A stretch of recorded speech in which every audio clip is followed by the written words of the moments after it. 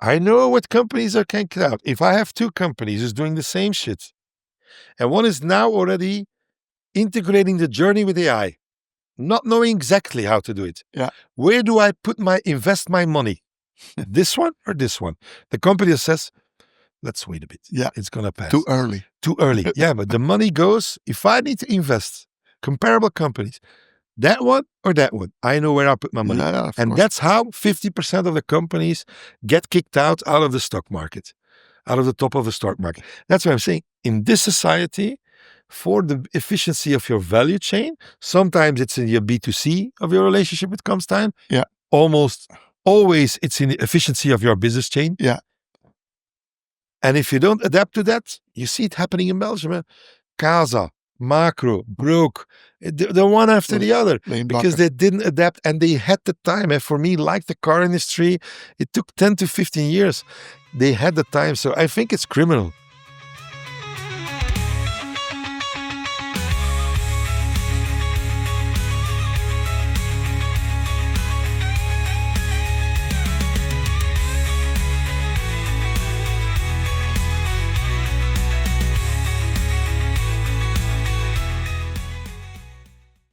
Geert, thanks for coming. Happy to be here. I want to, because Rebel, this is my youth. When I hear Rebel, I see David Bowie. So I gotta go back first to your youth. In your youth years, did you feel already a rebel in you? Let's say probably yes, no, for sure. For me, music at that time, I had to steal the record player from my dad, put it in my room. I didn't have my own stereo, so I really reinstalled it for 2 to 3 months. It stayed there, and then I had his records, and sometimes I bought one record, and then that was my opening up. And my dad always say, "You gotta be realistic," but I felt like, I'm going to do great in life. I don't know what, but, and that sometimes was also the tension between my dad, who got sick very early on, cancer, died very early. So he said, be realistic. And I always had to fight against that, be realistic. I said, guys, let's go for the full potential. Yeah. So, and then now I understand that better. But when I was young, between 13 and 21, my dad had cancer when I was 13 and 21. Okay. It was a hard relationship because I wanted to explore and go for the full potential. Yeah. And my dad was fighting for his life and saying to his kids, "I be realistic," because he was also disappointed in life. So rebel. Yeah. And the music was in there from the start. Okay. So realistic meant he wanted to make sure that you would make money in life. Yeah. And that's, probably he also was disappointed in life that he was doing things and it didn't succeed. So he wanted to protect me because he saw the energy. Okay. He liked it. But it's normal that a dad protects his kids. Yeah, of course. It's the first, kids needs to be secure. Yeah. And now, 10, 20 years later, I got to understand that way better. So the respect I owe him, but also at that time, I was rebel. I was a music the way I always stole his record player, even the speakers. I put it on my room until he got really angry, and then I had to reinstall it back downstairs in the living room. But in a way, him being the way he was already challenging you for what was deep in you. Yeah, but that's always the case. And also the limits challenge you. Yeah. A lot of things are happening in your youth, which you understand, which make your personality, which you understand after 20, 30 years way better. I think a lot of in the youth. So, and now for the kids, you need to protect, you need to give them a safe environment, but also a free environment that they can discover their potential. I think that has a lot to do with your book too. I think society puts people and talents in I don't know, in small prisons. And my dad didn't want to put me in prison. No, but it I felt understand. for me like a prison. Yeah. And then, okay, that's why I got so ambitious. And that made me very successful when I went into the bank. Yeah. Because I wanted to be successful. I had my dad who's saying, realistic. I wanted to prove I'm going to do it. Yeah. I'm going to do it at that. He already was dead. Yeah. He died. But I was going to do it. I didn't want to disappoint him. Yeah. You wanted to go your own way, but still making him proud. Exactly. So, and that's why I could combine my unconventional ambition, energy in a bank. Yeah. In a bank. But it's nice you put it this way, because isn't it the way you said that, is that not a description of talent? An unconditioned energy you have to prove something nobody has ever proven? Maybe it is. I really don't know. It felt natural. I think everybody wants to mean something in life. Yeah. I think that's in every person. Yeah. What the meaning is can be different. The meaning is by society is set up, is predefined, is there's pre-definition for it. Yeah. It makes it hard. Yeah. That's why I think there's a lot of burnouts.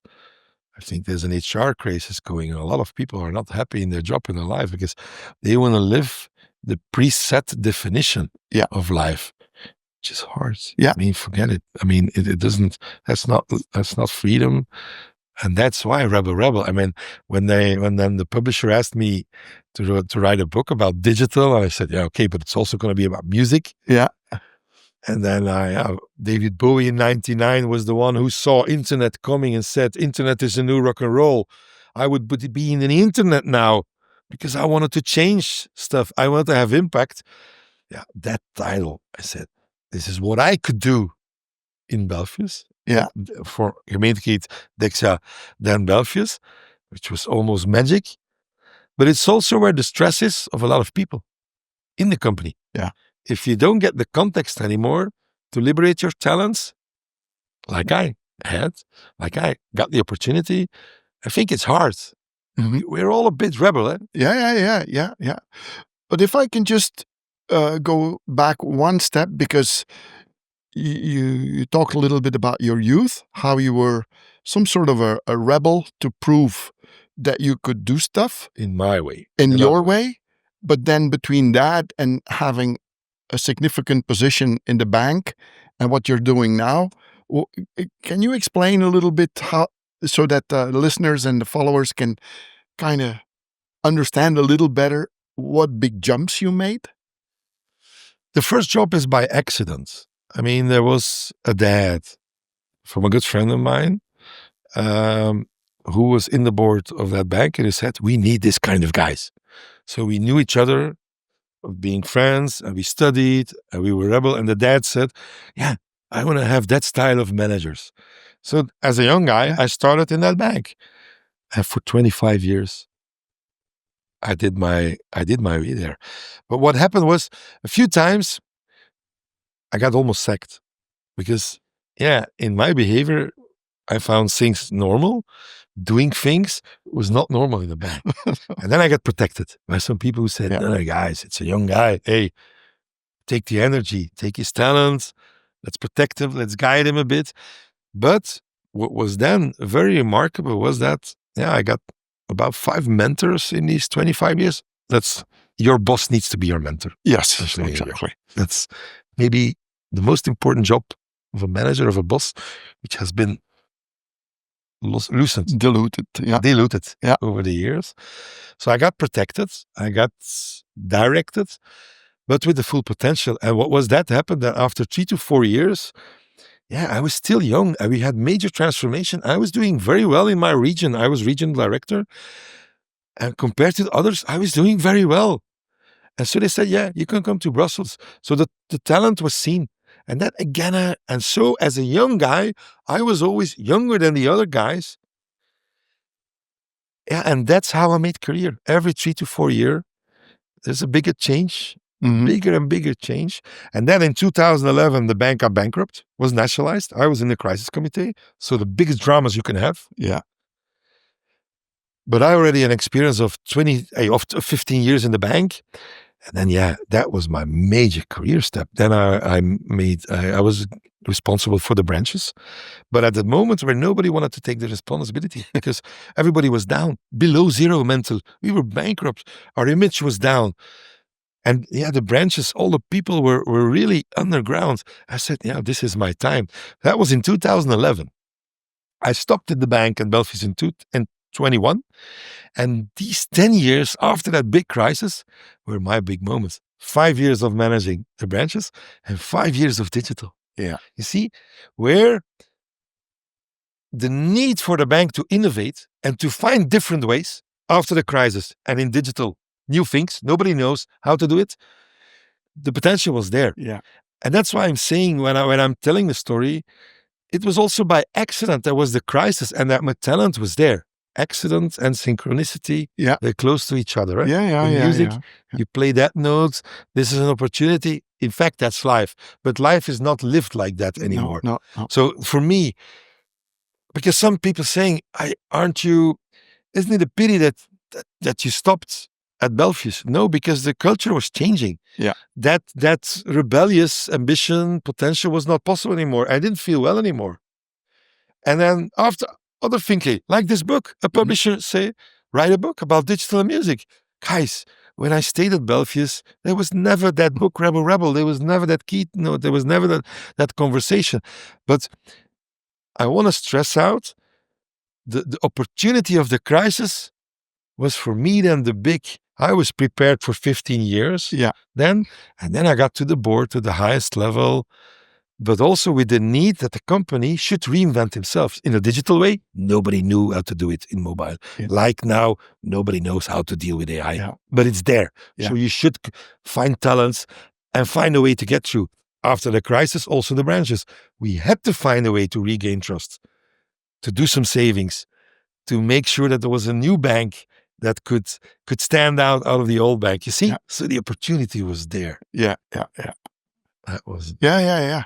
And then that's the moment that, in a way, the problem was your opportunity. Yeah. But that's always like that. And in life, I like Dirk de Wachter, the Belgian psychiatrist, a lot. I mean, he's talking about connection. We're losing connection. And that's why there's so many success in concerts, festival. I mean, in this digital world, we are losing connection. And people need that connection. Church was connection. Church is dying. So the concerts are the new connection. Yes. Exactly. Even it's a DJ or live or whatever. But what Dirk de Wachter is also saying is people are not aware anymore. And in life, sometimes things hurt. Yeah. And you need to do your job. I mean, during that career, it was hard. Fighting, it was hard. Mental, physical. It was energy taking. And people in this society are not aware anymore that sometimes, a problem is part of the growth potential.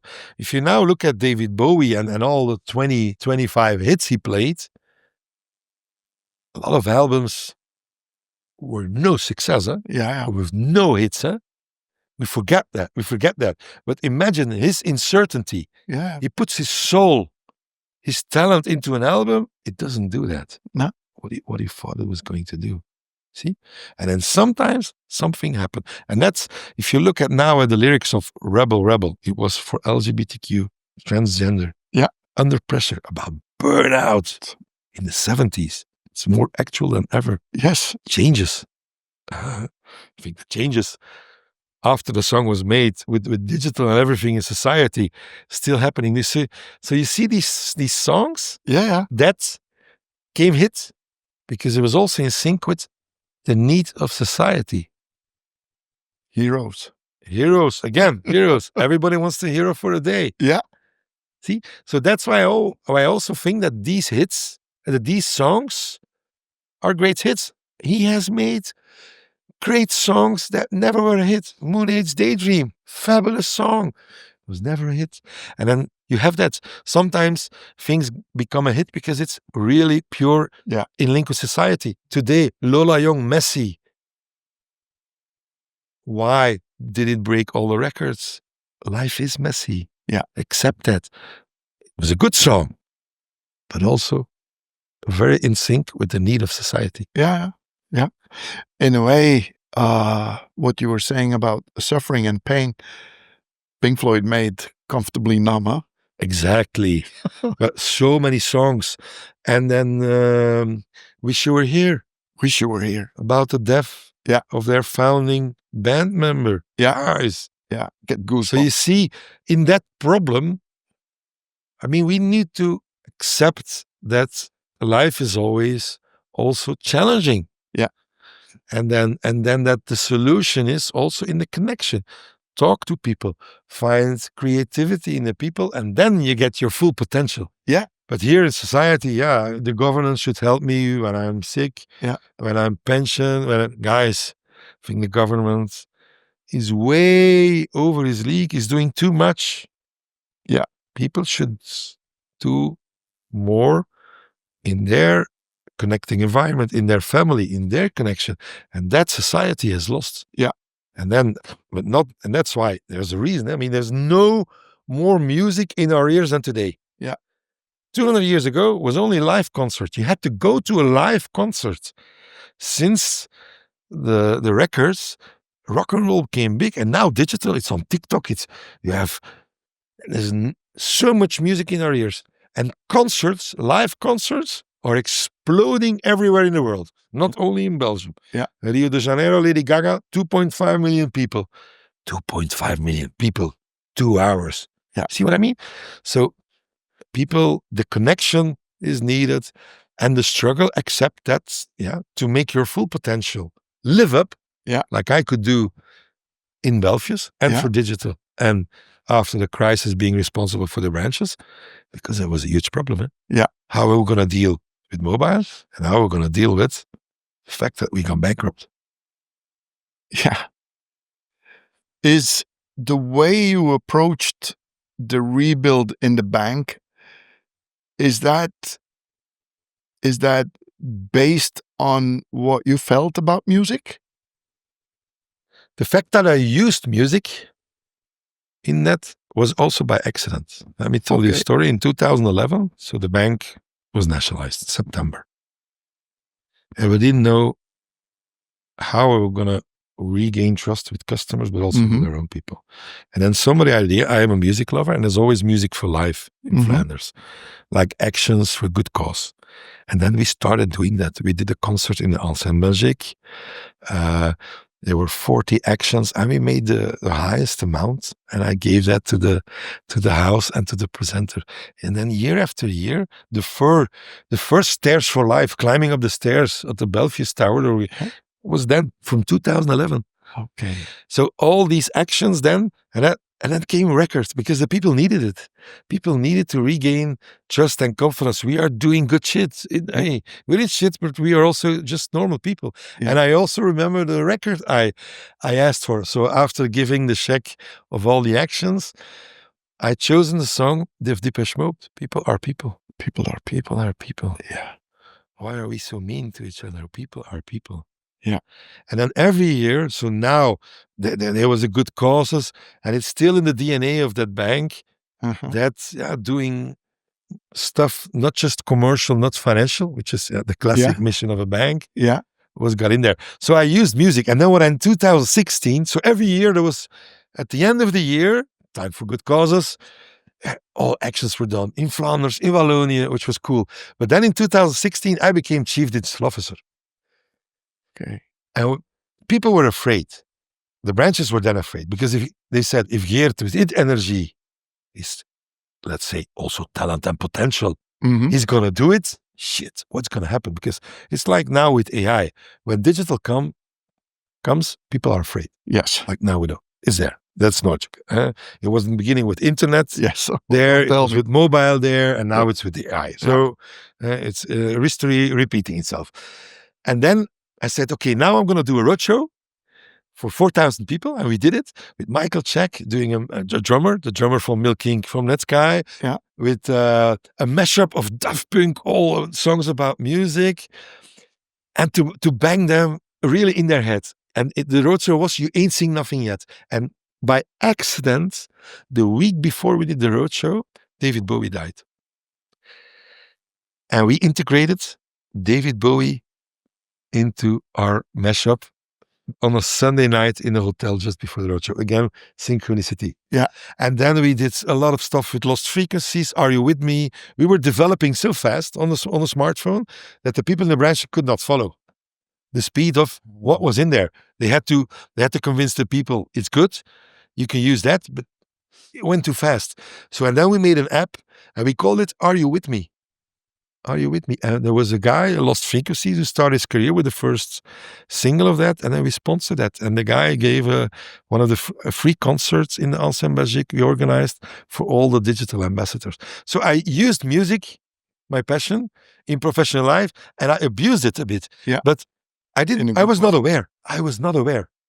I was just using things where I can relate to and where I connect to into my professional life. And then it was only when I was writing the book that I became aware, because it's so an important part of my story. Like the questions now you're asking, where's your youth? Stealing the pickup of my dad. Yeah. Integrating now music into the professional life. That became by accident. And when you're looking backwards, I can say it's not by accident. No. It's who I am. Is it because it really relates to my story in a way, in a different way? But is it not more that you don't know, but you were following your gut feeling already? 100%.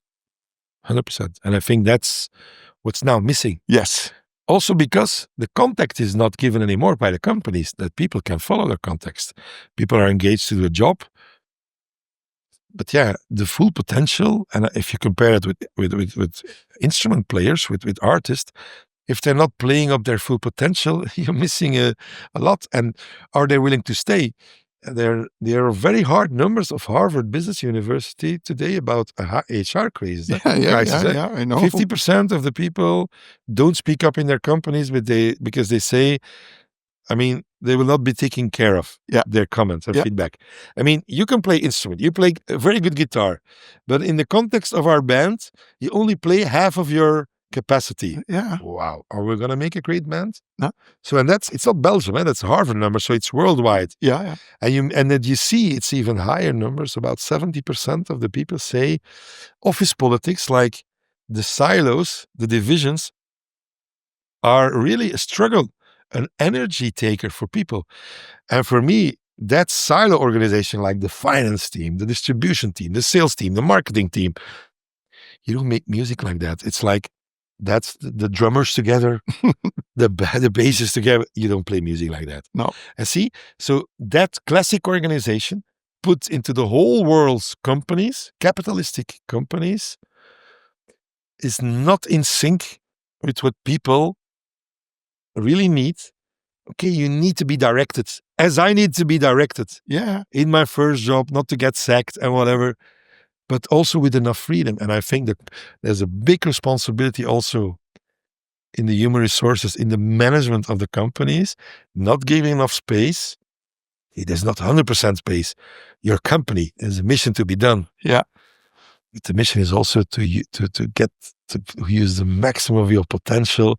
And you do not from the start know what music then you're going to play. No. Nobody knew when I was in 2011 that we're going to do these actions for Music for Life. And that was going to become part of the DNA. Nobody knew that I was going to be with music. I did not invent the name Rebel of the latest platform of Belfius, but we developed it. But it was one of my friends in the board who said, let's call it Rebel. Again, because that's in sync. Put some music to it. Give a different message, not just what was already happening. You see what I mean? Yeah. So, yeah. So there I think really the society should the bigger, from top down, that's why the first Rebel, there should be a context given that people can be a bit more rebel, that people can play their instruments. Yeah. Because the need, and that's the mirror, that's the need of the people. Yeah. That's the need of the people. Yeah. That's why I do keynotes. It relates a lot to the people. Yeah. Because people everybody's a bit a rebel, and it's a rebel to make sure that you have the meaning in life. Just checking if we're on the same page.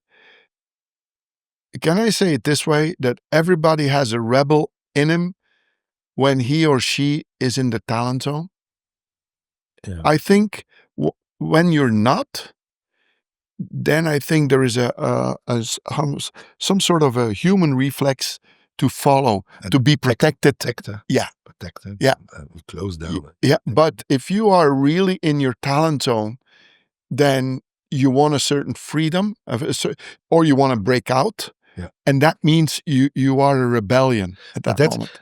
I have in the book, I really studied the music thinking model. So, and it starts with listening. And that's what we. So the first thing in music is that artists are listening to each other. There's a lot of empathy, trust, jamming, but because if you don't have empathy and trust, you don't jam. Jamming is making mistakes, but in the mistake, it's the new sound that is heard. That's how music is made. Exactly, but that is the first phase, and the trust and empathy is not enough there anymore. No. And you feel it also in artists. When you see the Beatles and the last documentary, The Get Back, you saw that the magic was gone. Yes. They were not really listening to each other anymore. No. And it was the last record, and they broke up after 10 years. Yeah. You see? So the first phase is gone. And then, you get to tuning, then you make your product, your song. What's the beginning? What's the end? That's the tuning, like in a digital product. Yeah. How do you tune your product? I mean, you can have a good idea, great riff. Metallica has a first riff. Now it's very cool. You see all these YouTube fragments on how they make music, how they made their song. They're all in the playlist. Yeah. So I brought the record because there's a record. The record is collector's item, but there's a YouTube playlist with all the fragments that I'm referring to. There's a Spotify playlist with all the songs I'm referring to. But what I like is that when these guys are explaining how they make their song. Billie Eilish is explaining every song. Yeah. And from an idea, but then also the sometimes 9 months of tuning it, hard work, like you need to do in business too. Yeah. You can have a great idea. Oh, I want an app that does that. I want to have a business model. But then it's hard work to go to the tuning phase. So that's a second thing. So listening, then tuning, and then you get to the play and the perform. Yeah. See, that's the parallel I found. Yeah. Between doing business, yeah, listening. What are the real needs, business-wise, digitally? What is the trust? Same mistake. Let mistakes play. Yeah. Because the brightest ideas are in that. Yeah. But you need to have the space. Yeah. And that's what I'm saying, referring to the context of Belgius. When everything was burned down, there's space. Yeah. And you made that opportunity as your launching point, in a way. Yeah. Where you did not even know at that moment that it was launching you. I wanted to do good. Yeah. I wanted to do good. Yeah. I wanted to, I was married with that company. It was also hurting myself because, we were part of a bigger group and that group collapsed. We got nationalized and I played for that too because the value of the Belgian company, Belgian bank, was still good. It's good that it was nationalized because now it's still valuable. Now we can even go to the stock market or whatever. Yeah. So there, I wanted to good. It was also hard. I mean, I really felt the pain too. Yeah. You don't sleep anymore. You get by the people, they're talking to you on the street. I mean, what are you doing in that bank? So you wanted to prove that you could do better with the rest of the company, which we did. That was my goal. Yeah. But in a way, part of your talent is also dealing with adversity. Yeah. Yeah. You know, we all play the same songs. Yeah. I mean, all the play instruments. Yeah. We don't make new music. No, exactly. I think that's an important thing. And that's the responsibility for the people themselves. When they feel like a context with not enough freedom, you have to get out. You have to get out. It's very harmful to your life. But I think a very important one is the mentorship you talked about. Huh? I think talent needs some sort of a protection is maybe not the right word, but at least somebody that keeps your back, that really is watching out for you. Maybe referring to my dad. I was not aware while I was doing it, but the fact that because my dad died, I was probably in my bosses also searching for a surrogate dad. Oh yeah. And they were also giving me parts of that. They were never my dad. No. They were giving me some kind of comfort, security, like my dad would have done. They knew that my dad was dead. Yeah. See, and I was looking for that. So I think, and that gave me a relationship just maybe more in connection. Yeah. That I had, Yeah. which was now maybe lacking. Yeah. A lot of managers don't have real connection anymore with the whole team. Yeah. So you're losing them. It's like with horse riding. I don't know if the book is here. I think they were here. I think you need to, otherwise you need to invite it. There's a horse in the boardroom. Oh yeah. I spoke on what's her name again? She was here. We have a. I rode the horse with her. It's okay. Yeah, and then we did. I can't drive horses. Yeah, and the horse was running away from me. Say, what's happening? He said, the horse is not running away from you. Was it Anja? Nadia Talpa. Nadia. She was one of my coaches. Yeah. Nadia. Yeah. So let's make the bridge. Because music and horses, it's all about synchronicity. Yeah. She said, no, you had a very good connection with the horse without doing anything. Before we were doing stuff, you had a very good connection.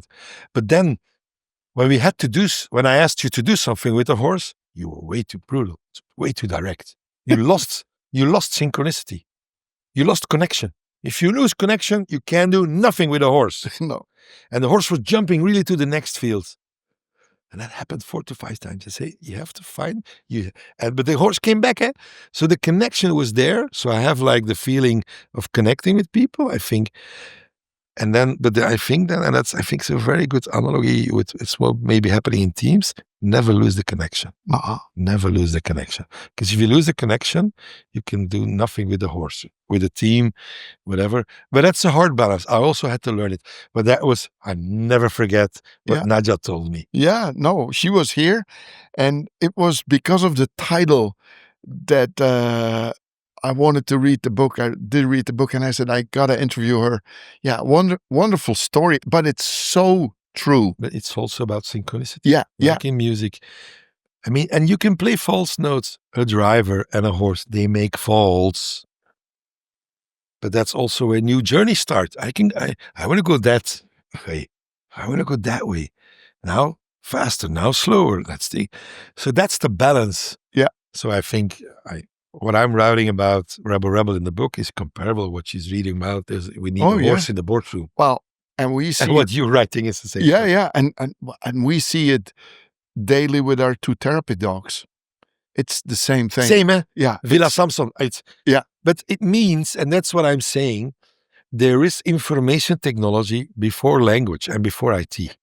Music and having a feeling towards each other is information technology. I always give the example, elephants, they listen with their feet, not just with they also listen with their ears, but their ears are more important to get the heat off. They listen with their feet. They hear for more than 10 kilometers if it's an antelope or a lion or a rhino, even if there's water or there's rain. So they feel it.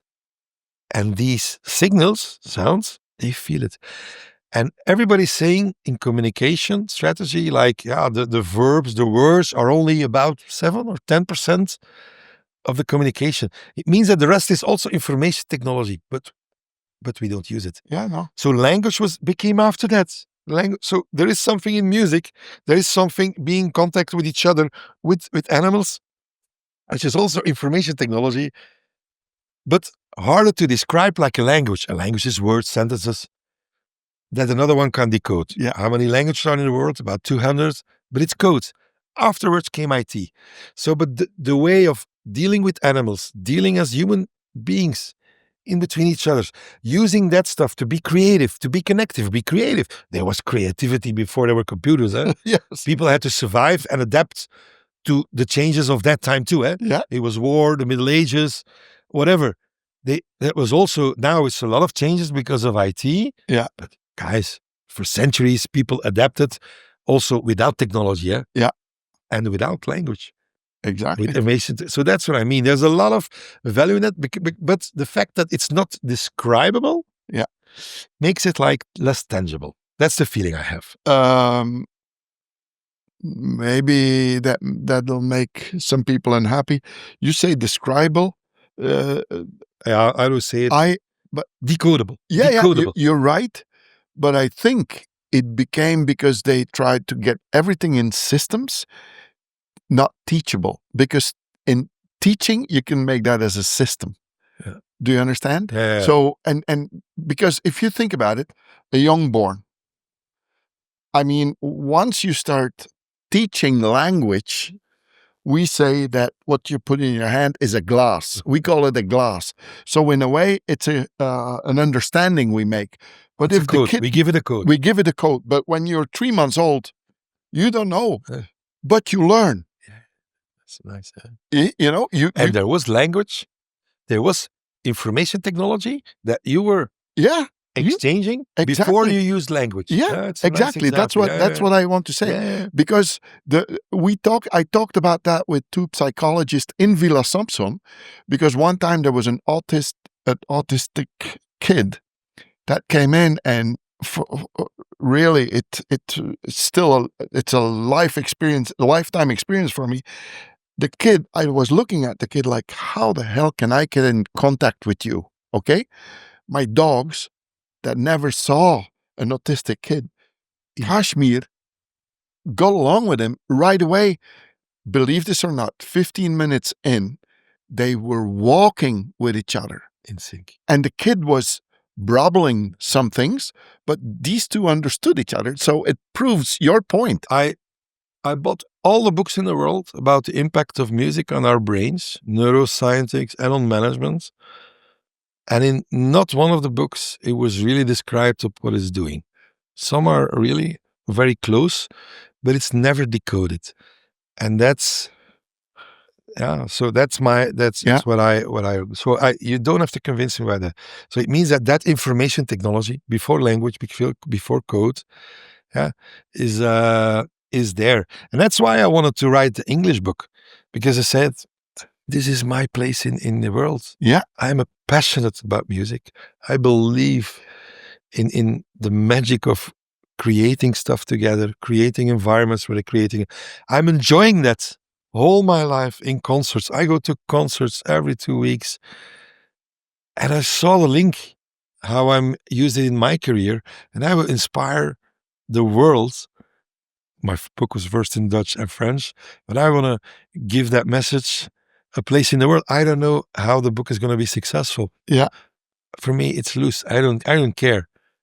But having all the books about music and neuroscience and seeing that the language is not decoded yet, I say, I didn't decode the language, but it's there. Because one of the things they already proven is the same story with music and autism. Yeah. So with autistic people, when they use music, again, they get in sync. Why? Because what is with autistic people? It means that the code that is used in society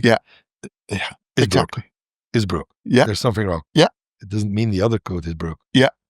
The other code is not broke of these people. They have emotions. They're trying to communicate, but the language which we put in systems, okay, that system is broke. Yeah. See, and that is proven in neuroscience. Yeah. That music there also can help with dement people. How do you say in English? Dementia. Dementia. Yeah. It's also helping. So yeah. Again, that's really. I think there, Erik Scherder is a very good one. Huh? I quoted in my book. Yeah, I know. I did read about him. I have Singing in the Brain here somewhere. But then I saw it in your book. Books yeah. He's great. He's great to bring that. Yeah. But and they're talking. But what you see is like, or they're neuroscience. Or they're musicians. And there was never the made between like doing business with it. Working in teams with it. And that's what I like. There's one book, only the title in itself is really cool. Sex, Drugs and Rock and Roll. Yeah. what music can learn to business, but also with sex, drugs, and rock. It means in sex more connection. Yeah. Drugs is like there's something happening, guys. Rock and roll is the status quo. Yeah. But also in the drugs is like, and that's also proven in neuroscience. Yes. Music liberates the same kind of stuff Yeah. electronically in Neurotransmitters. our heads, and that's what he was saying.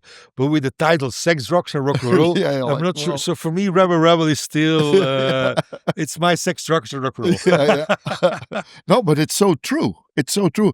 And now, while we are talking, I am thinking about how powerful music is. If you think about any type of really big charity event, it's with music. Because in a way, you could think, why don't two world famous football teams play? Because a lot of people watch football. Yeah. No, music connects in a total Go to different way. Charlie Chaplin. Yeah. Black and white movie. Yeah. With music on it. Yeah. Same movie. Yeah, you're right. All movies. But yeah, I think we're only at the beginning, and that's a mystery because, as I'm saying, it's information technology way older than language. Yeah. Language is decoded, but it's a system. But you see, and my dream, that's the end in my book. Maybe AI can help us because some things, it is there. Yeah. There is something. But it means that in the systems that we are using, Excel, Words, it doesn't go far enough to understand. So maybe AI, and I think it's really true. For example, the example I want to give, some of the great philosophers or scientists in time, if you put all the material into one data source and you put a chat on it, you put a large language model, you can go in conversation with all that information. It's hard to read books of philosophers. Oh, yeah. But I think that is maybe a way to go in contact with Nietzsche or with Einstein, but only with their information, not a ChatGPT where the internet is scraped. Yeah. So you see, and that's why where for me the full potential of AI is, it is partly in making that mediocrity is gone. Because if you play an average job, if you write an average mail, AI will do it better. Yeah, that's for sure. It's like Excel. If you can calculate well, Excel will do it better. That's for sure. But that's for me the half of the part. A part of the creativity where AI for me should be used is in things which are not possible. Yeah, not possible yet. Yeah. See, but I think the idea of talking to a Nietzsche and talking to an Einstein is not that hard. Eh? No. I think if we have to find 2 minutes of their voice, we have their real voice. Because if you now put 2 minutes of video of yourself and voice, they can make any video they want. You see it happening with Trump or Putin, okay. Yeah. And all the information. I mean, these guys wrote books. Nobody reads them. It's too hard. So you see, so also the value, and that's one example. Yeah. But it's for me, what I'm saying, now we're not yet in discovering of the full potential of AI. In some areas, yes, you know, the Nobel Prize winners for chemistry, the 3D protein design, that was never done before. No. Yeah. So I think the full potential of AI is for me that, but it needs, again, creativity. It were the guys from Google who said, fuck off Google. We're not going to do AI for stupid commercial stuff. We're going to do AI to be meaningful. It's these guys who said, we're going to focus on that problem, 3D protein design, and these Nobel Prize winners. Yeah. You see, so they probably combined their talent for AI with chemistry, with other stuff. And then you get that's new music from what they are making. Yeah. That's like making new music. Yeah. New music. But you're right. And I think the people that can be creative just need to get used to how they need to learn to prompt. That's the prompt, but not everybody needs to be creative. No. And if there's one in the team, it's like in a band. Yeah. There can be one, the lead singer who's in front, but not everybody has to be in front. You need a bass player, you need a drummer, you need maybe Allee, But not everybody wants to lead also, huh? and not everybody is creative. Yeah, So, no. and I'm not sure in the band of David Bowie, you need 5 David Bowies. Yeah, It's no, impossible. no. And some bands were like that. You saw like Roxy Music, Brian Ferry, Brian Eno was in there. But these guys' plans split also because it's too much of creativity. Yeah. You need to combine creativity with productivity. Yeah. Again, these guys from Google probably were combined with talent who is creative, with IT, with other stuff. They created their own band. Yeah. But not with only Google people or AI people. So AI people only on themselves will not play great music. No. That's what I feel. If you now put in Suno just music in AI, it's kind of flat. But I'm very curious when the musicians are going to use AI to make sounds which were never possible before. Not possible before. Yeah. Now we're saying AI make me a metal song, sounding like whatever. Okay. No. Like when they were doing the musicians, they were Jimi Hendrix, he was plugging his guitar. I mean, playing in a way upwards. Sounds, wow! Pink Floyd was doing the same stuff, making new sounds. The Edge, it is just a regular guitar player, but how he uses his pedals and his medals, wow! Like Where the Streets Have No Name, he was really. And when you look at when in this documentary of U2, you see him explaining. He's saying, "I'm trying to get in sync with the loop, with the reverb I got, and that's Where the Streets Have No Name." Yeah. He's in sync with the possibility of what he's creating electronically. Yeah. And that's not only a music, but it's going to happen in society. Yeah. That's my feeling. Yeah, no. But I think it's kind of obvious we go that way. But the problem is that no existing system is open to that. And that's hard for society and for companies. Yes. For companies. Yeah. And the bigger, the harder. Yeah. Why? They have already one of the greatest examples of that is Apple. Steve Jobs in 1983, it's in my book, and I do it in 1983, the internet was not even born.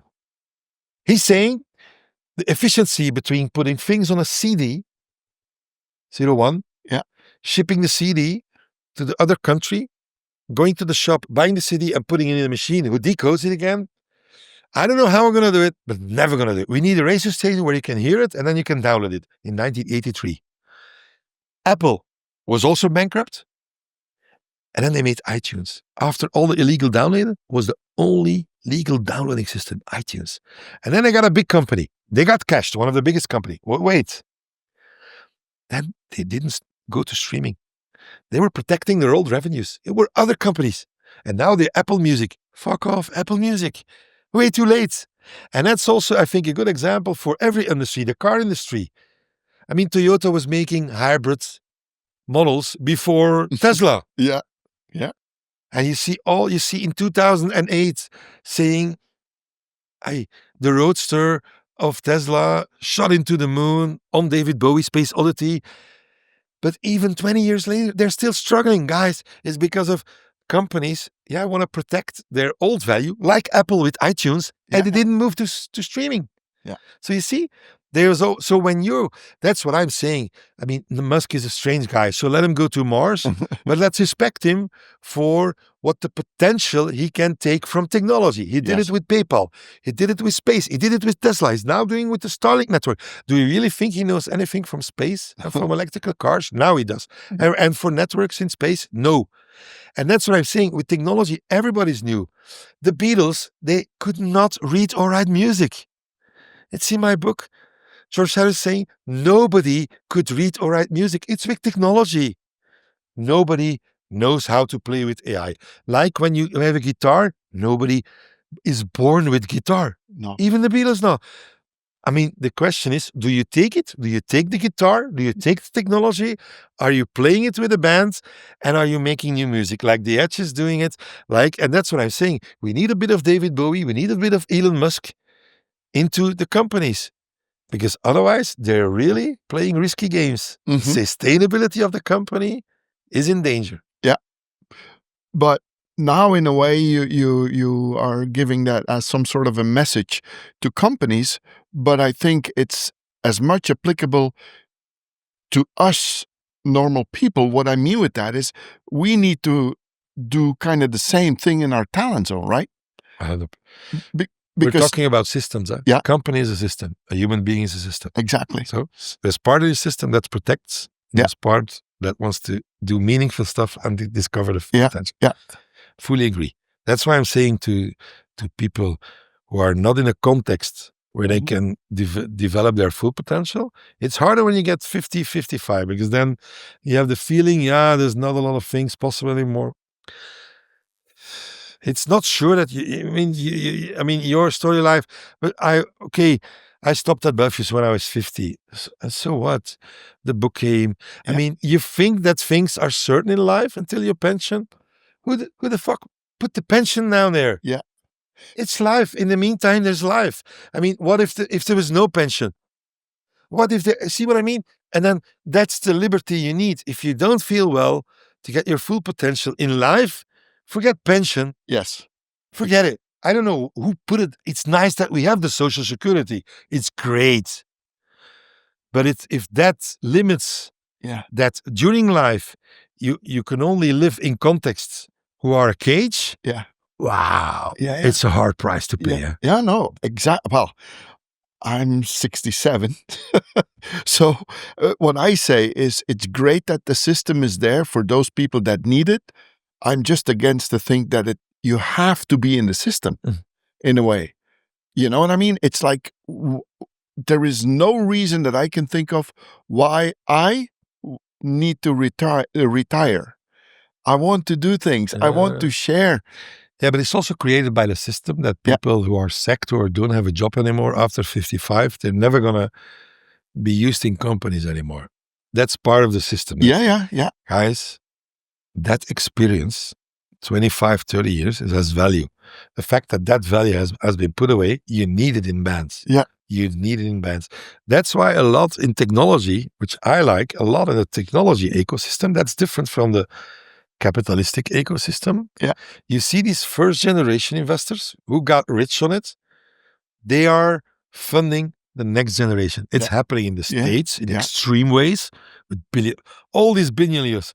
They are in hundreds of companies. Musk too, Zebos too, but it's happening in Belgium too. Jurgen Ingels, the Netlock mafia from Aalst, who made Netlock before Facebook. They're really the funders of that new generation with that liberty, because they use that liberty. And that's different for me in the tech ecosystem than in the capitalistic ecosystem, which was getting big during Industrial Revolution. That is changing. You see this second generation liberty, and that gives an enormous culture openness, because these managers who did it, those founders of tech companies who got rich because they sold their company, they know. And I saw an interview with Sam Altman of OpenAI. They don't make money yet. He said in a job interview, it was, I think, from yesterday on Instagram, TikTok, you have to use the algorithm, like the music, like all the interviews, and then let the information come to you, because otherwise you have to look for it. So I'm really abusing TikTok, Instagram for that. So Sam Altman, he was saying, in the first 10 minutes, I'm trying to get a feel, can this person become the new Mark Zuckerberg? It's strange because he doesn't like Mark Zuckerberg, but he likes that part. Like I'm saying, I don't like Elon Musk. But I like a part of Elon Musk. What you can do with technology. Stephen Jobs was also not a very super nice leader. In the end, no. He broke also with his founders. Steve Wozniak, whatever. But the potential he saw, like he was describing, the inefficiency of burning a CD, bridging him to shops and whatever, and then putting into a same player to get the decoding. Once it's gonna change, so you need that part of Steve Jobs, and that first generation of founders of technology companies who got rich. They're founding also a context where that is possible. But it's harder for let me say more classic companies, and exactly, guys, classic companies don't exist anymore. Every company is a digital company in this society. Well.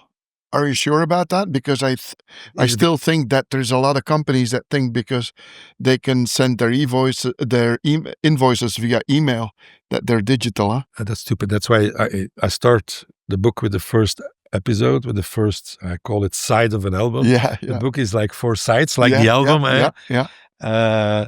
So the first side is false notes. That's why I call the false notes. I mean, the solutions we have are mediocre. Yeah. They're sometimes bad. I don't accept that. Yeah. We must be constructive, rebellion against that. It's bad music. Yeah. On average. There are good solutions, like It's Me, banking apps are not bad. But if you have a company and in relation with your bank, you don't feel a digital bank. I mean, it's still systems for 20, 30 years ago. Yeah. But what I want to say is that these companies should be aware they're also a digital company. Yeah. But they didn't integrate yet that culture into it.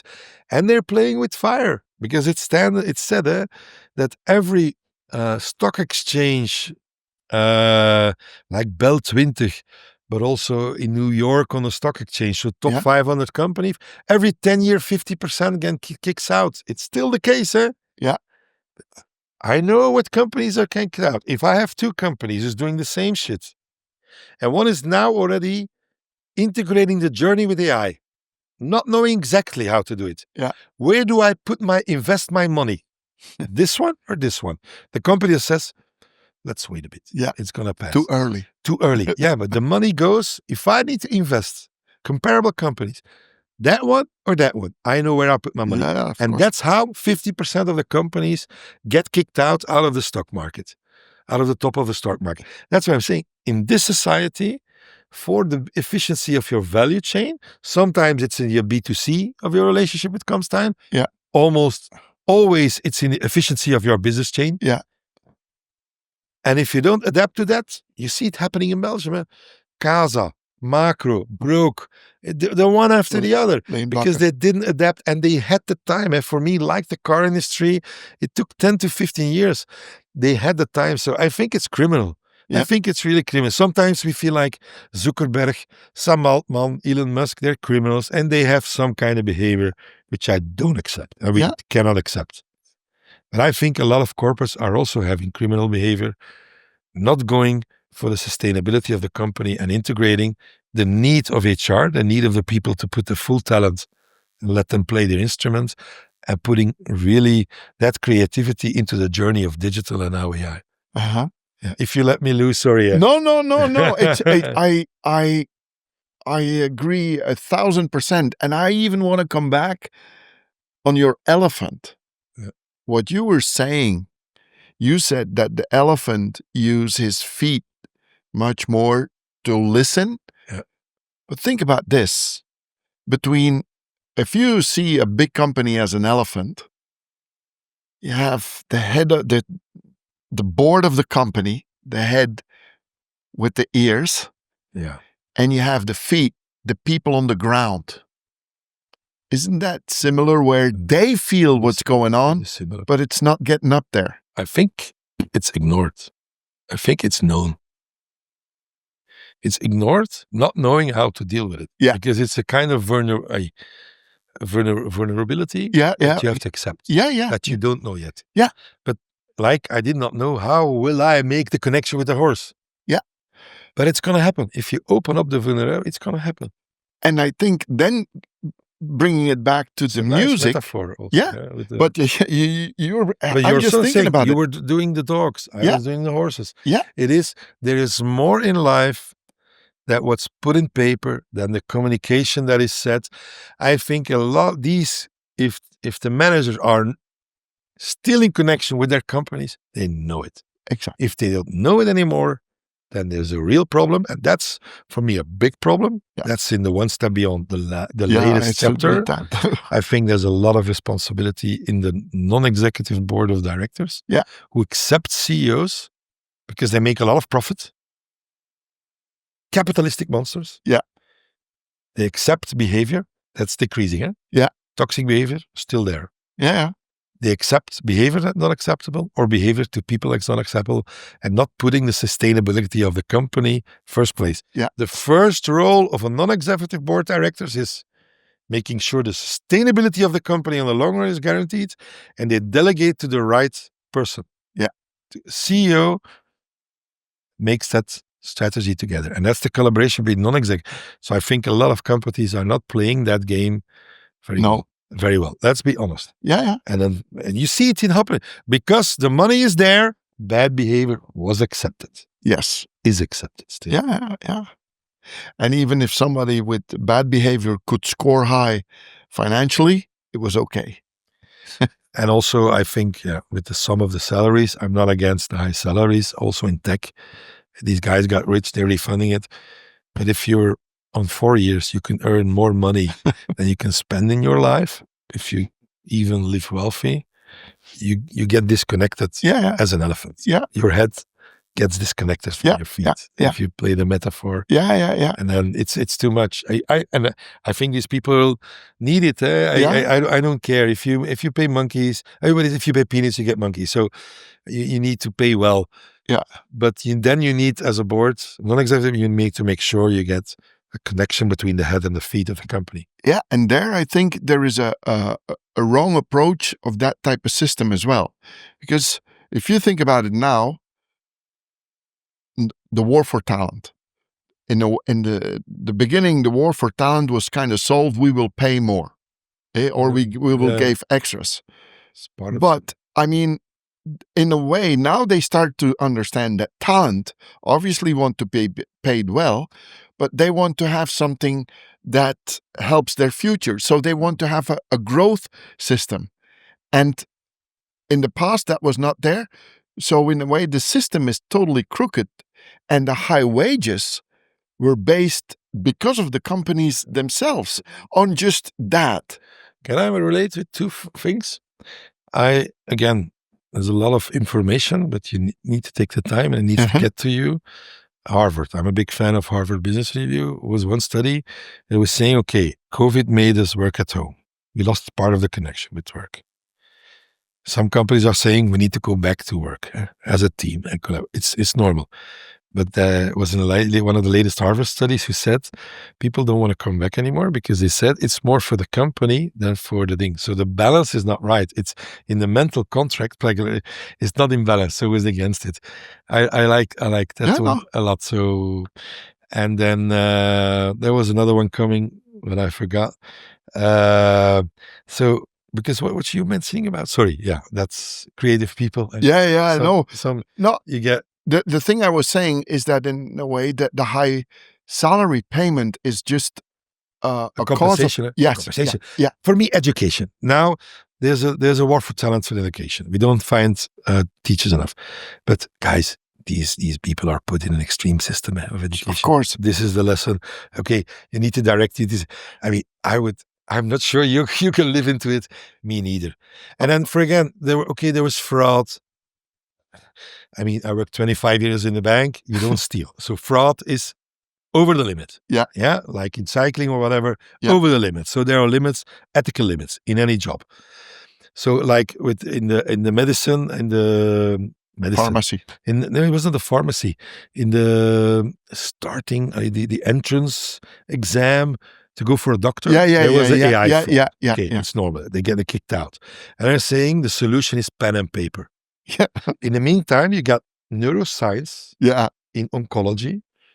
The surgeries are doing surgeries in combination with technology, but the only solution to cover up, to avoid opening a next tablet is going pen and paper. It's like saying cars, if they hit, you can die. We're going to go back to the horse. The horse and carriage. Guys, but this is then the policy. That's why I'm saying, guys, policies are old. Yeah. Way too old. And then part of the problem is, and again, they're trying to solve it with some money if they don't have the money for the teachers. But guys, open up the system. Yeah. Let people, again, they can say, no AI in the school. Guys, the world is AI.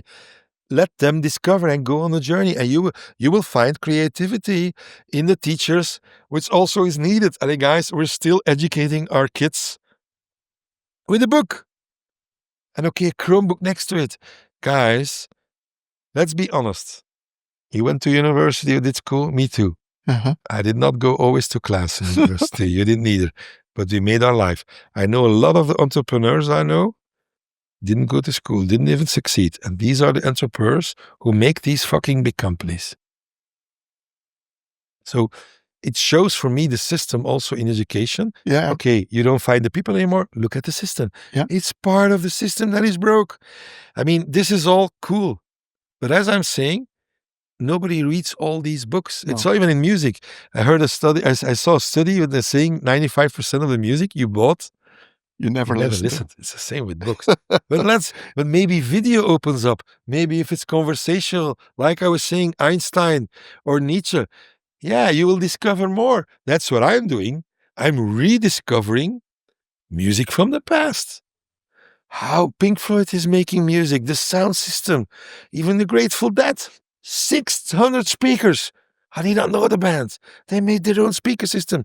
Speakers for every, not every instrument, every string had his own speaker. And that was, see what I mean? I'm rediscovering that to YouTube, to Instagram, to new mediums. And that's what I'm saying. We're still teaching with a book.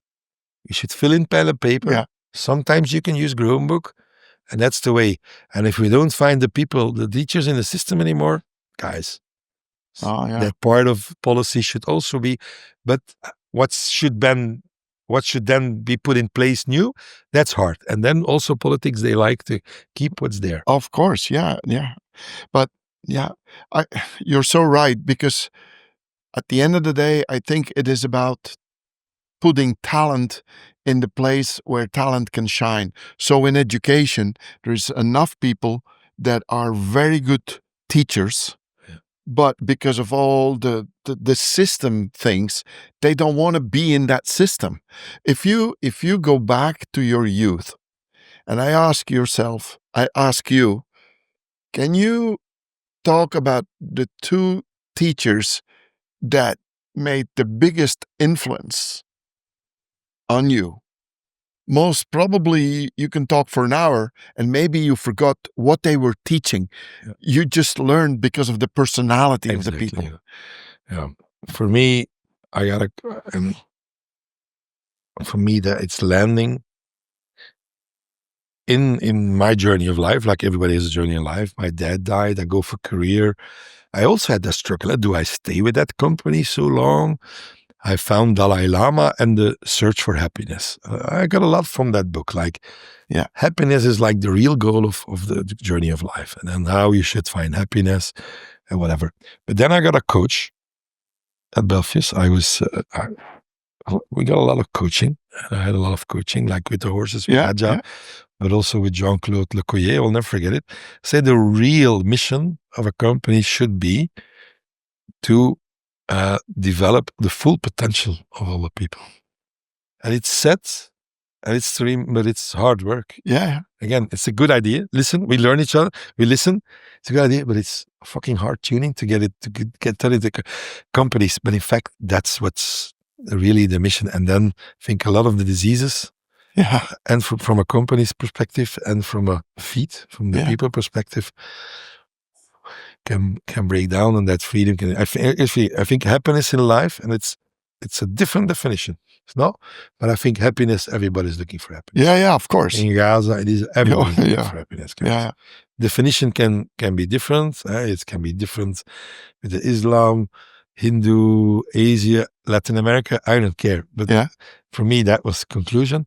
And then everybody wants to live up to a full potential, and finding a coach or a boss that helps you put parts of the system in place. Without system, it's like driving cars with AI. If you let AI do without any guidance, it's fucking dangerous. Yeah. It's fucking dangerous, because what David Bowie was saying, that the internet is making the diversity of society clear. Like the internet is not just BBC 1, BBC 2 and 3. Now you see on the internet diversity, LGBTQ.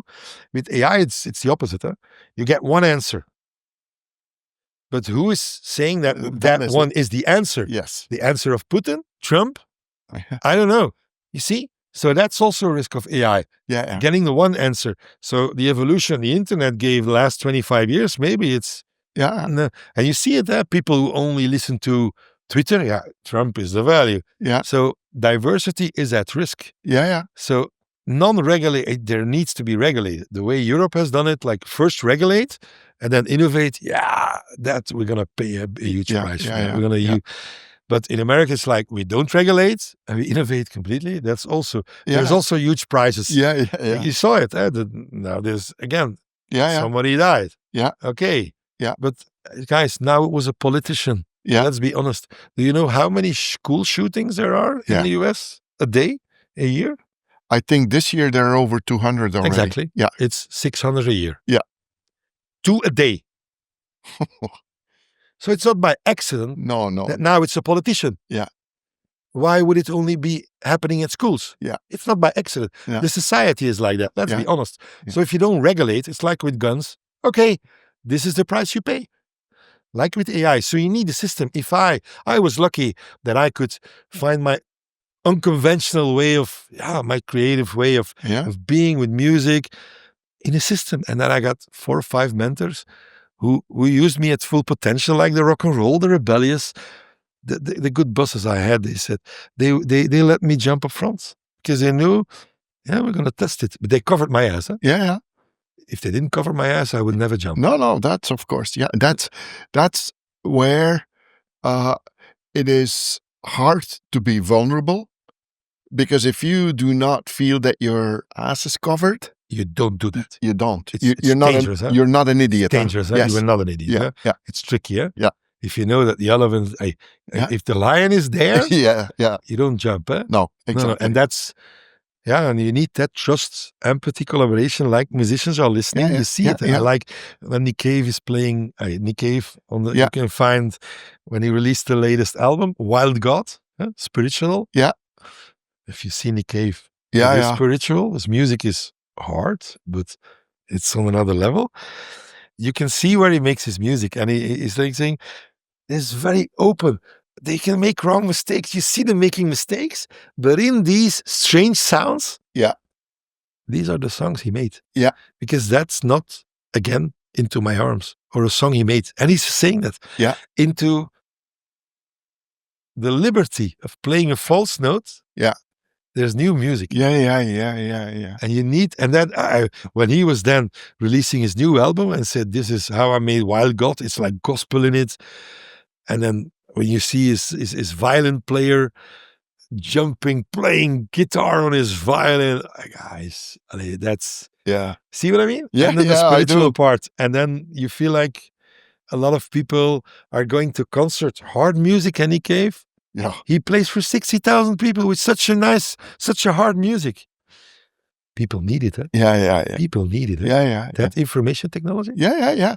And they, in a way, they make the effort to understand what the message is. Yeah. And Nick Cave is saying that, playing for a live audience, like also now this conversation, it's not an email. No. There's something, but there's something, sacred in it. Yeah. And he said this, I take it very seriously. And if you hear him saying that, that's what people feel during his concert. And that's what people don't feel anymore today when you have contact. No, exactly. My wife has a pharmacy. That's a different. 20 years ago, we took over. Also, her dad died. And we were also afraid. Internet was coming, cheaper medicine was coming. So we said, shit, what is the growth rate we're going to do? In 20 years, we did 5 to 6% on average. This is very great. Internet came, generic medicine came. What was the magic? In every relationship she has, there's a connection. Yeah. So it's more than a transaction. Connection. Because it's just a transaction. Yeah. Then it's wherever you do it, bol.com, Coolblue, doesn't matter. No, it's the if human there's connection. More than connection, and I think that the more than connection you don't find that anymore. No. Not in insurance, not in banking, not even in your relationship with politics. Mm-hmm. It's almost transactional. Yeah. You vote and then it's over. You do a business and then you see. Yeah. No, and then you're right. It's like, Nick Cave would not do concerts. My music is there. It's digital. I don't do concerts. He could do it. Yeah. No. Billie Eilish. I just don't do concerts. You see? Yeah. It's like that combination. And for me, it's also an inspiration. And that's the end part of my book.